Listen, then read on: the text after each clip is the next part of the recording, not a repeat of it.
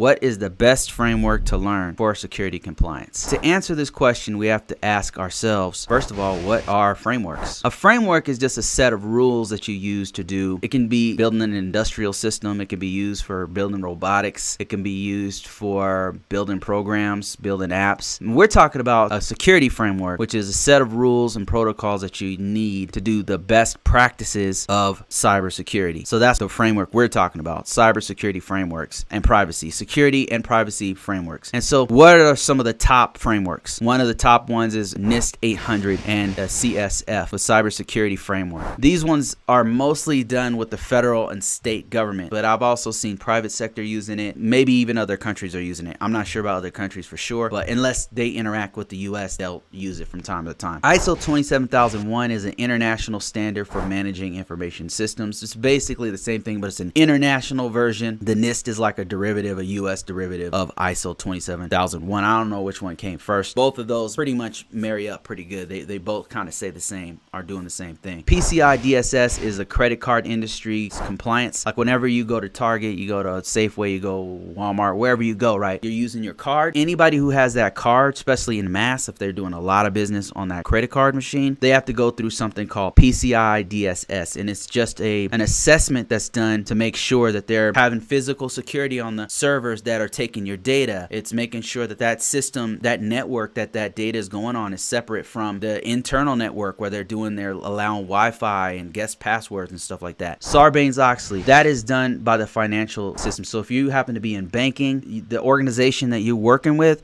had to go through Sarbanes-Oxley and PCI DSS. And then you've got HIPAA. If you've ever gone to the hospital, you interacted with HIPAA before, because that's a standard for protect your healthcare information. And then you got privacy standards. That's CCPA, the California's Privacy Act, and the GDPR, which is the EU's General Data Protection Regulation. So each one of these is a standard. It's a protocol and rules to say, if you do these things, your system is protected. Now, nothing is 100% protected, of course. There's always risk involved. Nothing's 100% going to escape getting hacked or getting tampered with or whatever, right? This is just a way to make it so that you can mitigate that. And if it does get hacked, you have a fallback plan. You have a backup to where you can quickly respond.